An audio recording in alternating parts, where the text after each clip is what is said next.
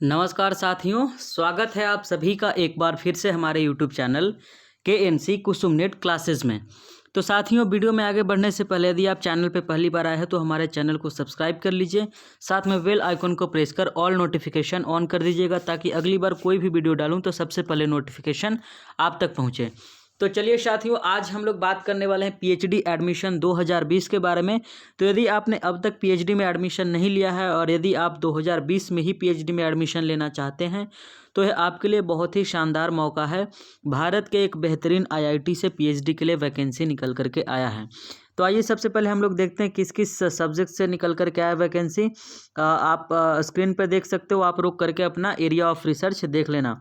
School of basic science है, ठीक है, स्कूल ऑफ बेसिक साइंस। उसके बाद है बायो साइंसेस, ठीक है। उसके बाद अगला सब्जेक्ट है हमारा केमिस्ट्री, ठीक है। केमिस्ट्री के जो स्टूडेंट हैं उनके लिए भी है।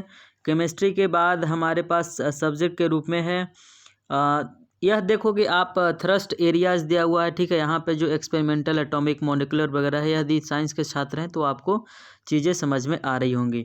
उसके बाद देखिए फिजिक्स है। उसके बाद फिजिक्स के बाद अगला जो सब्जेक्ट है हमारा वह है मैथमेटिक्स, ठीक है, मैथमेटिक्स है।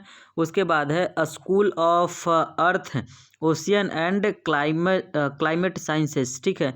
इसमें एटमॉस्फेयर एंड ओशन साइंस पढ़ना है, ठीक है। उसके बाद जियोलॉजी है। उसके बाद स्कूल ऑफ इलेक्ट्रिकल साइंसेस के यदि आप स्टूडेंट हैं तो आपके लिए है कंप्यूटर साइंस से निकल करके आया इलेक्ट्रॉनिक्स एंड कम्युनिकेशन इंजीनियरिंग है।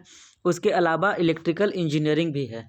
और यदि आप सोशल साइंस ह्यूमैनिटीज के स्टूडेंट हैं तो आपके लिए भी आया है और आप इसमें देख सकते हो अपने सब्जेक्ट को। इकोनॉमिक्स से आया है जिसमें ओपन माइक्रो इकोनॉमिक्स है, नेचुरल रिसोर्सेज है, इकोनॉमिक्स है।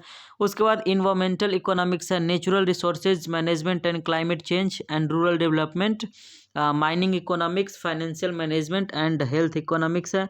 उसके बाद इंग्लिश के छात्र हैं तो आपके लिए है कॉमनवेल्थ स्टडीज़ है, इंडियन डायस्पोरा लिटरेचर है, ट्रैवल राइटिंग्स है, ऑटोबायोग्राफीज, मेमोरीज एंड उसके बाद है मेमोराइज के बाद है आपके पास इंडियन राइटिंग इन इंग्लिश।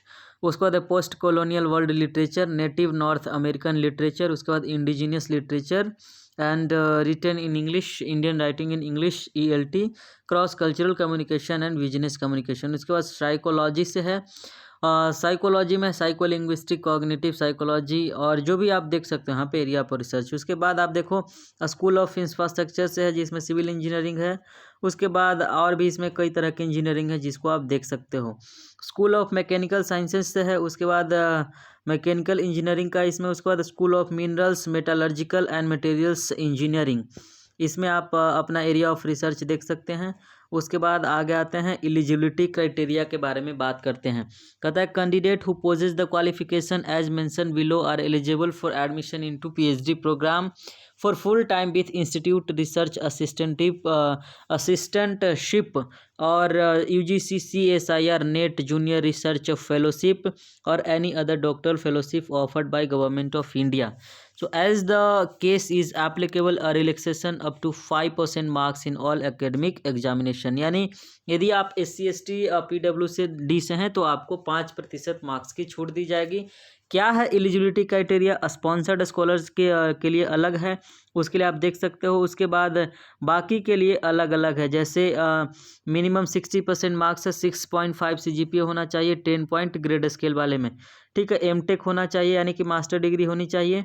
उसके अलावा हम लोग बात करते हैं सीधा सोशल साइंस एंड ह्यूमैनिटीज़ वाले को लेकर, ठीक है। आप सारे को अपना बारी बारी से देख सकते हो। सोशल साइंस और ह्यूमैनिटीज़ में बिल्कुल वही बात है जो आप अदर यूनिवर्सिटी में फॉर्म भरते हैं तो आपको देना होता है 55% मार्क्स मास्टर में। उसके अलावा UGC नेट JRF आपके पास होना चाहिए या नेट भी है तब भी आप फॉर्म को भर सकते हो। उसके अलावा इन्होंने लिखा है नोट में 5% relaxation of marks in all academics examination would be guaranteed for the SC ST PWD candidates compare to the general OBC non creamy layer candidates. This is applicable to all candidates. So 5% का छूट आपको दिया जाएगा, यानी आपका master में 50% number है और आप SC ST PWD से हैं तो आप फॉर्म को भर सकते हैं। उसके बाद देखिए एप्लीकेशन फ़ी जो होगा वो नॉन रिफंडेबल होगा। इसमें जनरल और OBC कैंडिडेट को 500 रुपये हैं, 500 रुपीज़ ओनली। उसके बाद SC ST PWD के लिए 250 रुपये हैं, ठीक है, 250 रुपये मात्र है फॉर्म भरने के। उसके अलावा बाहर के जो हैं उनके लिए यूएस डॉलर में 50 लगेगा, ठीक है, यानी 50 यूएस डॉलर। तो यह था पीएचडी एडमिशन निकल कर के आया था आईआईटी भुवनेश्वर, जो कि उड़ीसा में लोकेटेड है। बहुत ही शानदार जगह है। आप यदि यहाँ पर आपका एडमिशन होता है तो आपके लिए बहुत ही बेहतरीन होगा साथियों। तो आप कोशिश करें यहाँ पर फॉर्म भरने का, इंटरव्यू दें, देखें क्या होता है। यदि आपका एडमिशन होता है तो बहुत अच्छी बात है, नहीं तो फिर अगले संस्थान में भी ट्राई कीजिएगा। देखिए, अब ऑनलाइन एप्लीकेशन का डेट है जो 22 अक्टूबर से यह चालू हो गया है, और लास्ट डेट इसका है सबमिशन ऑफ ऑनलाइन एप्लीकेशन 25 नवंबर, यानी कि 25 नवंबर को रात 11 बजे तक आप भर सकते हैं। तो चलिए साथियों, आज के लेक्चर में इतना ही। मेरे ख्याल से सारी चीज़ें आपको समझ में आ गई होंगी। आपने फॉर्म नहीं भरा है साथियों तो आपको निश्चित तौर पे फॉर्म भरना चाहिए। तो इस तरह के तमाम अपडेट्स के लिए, हायर एजुकेशन से रिलेटेड किसी भी तरीके की सूचना के लिए आप हमारे चैनल के साथ बने रहें। चैनल को सब्सक्राइब कर लें, साथ में बेल आइकॉन प्रेस कर ऑल नोटिफिकेशन ऑन जरूर कीजिएगा, तभी हमारा सारा नोटिफिकेशन आपको तक पहुँचेगा। चलिए, तो फिर मिलेंगे अगले एक नए लेक्चर में एक नए न्यूज के साथ। तब तक के लिए शुक्रिया, बाय बाय, टेक केयर।